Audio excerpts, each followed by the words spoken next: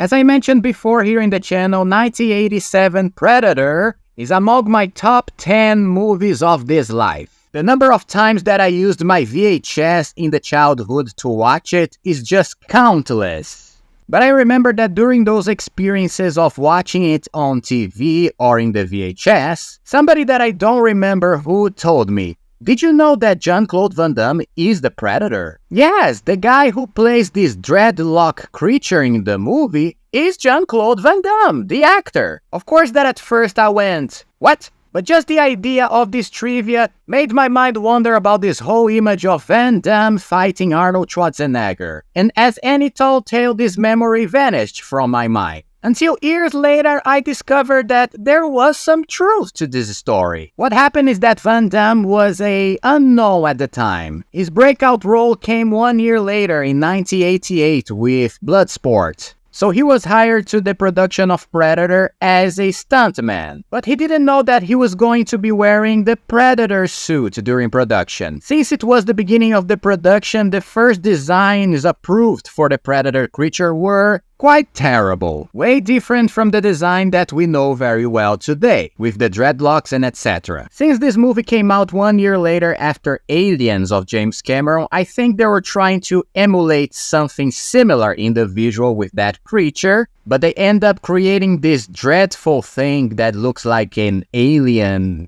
lizard. I don't know what is that. And it's exactly this suit that Van Damme was going to use in the shooting, only performing the function of stuntman in some scenes. Not only this suit, but a special red suit that was going to be used to create the CGI effects of the invisibility of the Predator. That was quite cool and groundbreaking at the time. Since the jungle is all green, they needed a color in the suit that was the complete opposite of green to create the visual effects in the post-production. So red was the perfect color for this goal. So he shot many scenes in this suit. Jean-Claude Van Damme, who had no idea what he was getting into, he was just off the boat from Brussels. He thought he was going to show his martial arts abilities. Yes. But he thought this was actually the real look of the monster in the movie.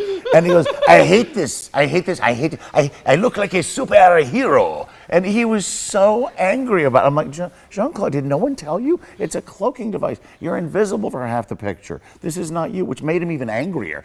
But being quite depressed with this situation, he started to create problems in the production, at least is what the production of the movie says. Van Damme said that the problem was in the production itself and that he even avoided a very dangerous stunt that was supposed to have him leap from a very great height, wearing all this red junk all over him. It's a disgusting outfit.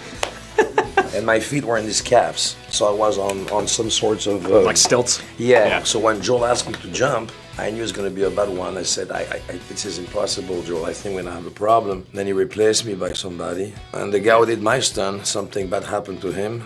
And then they stopped the film and they did a new, more safe outfit.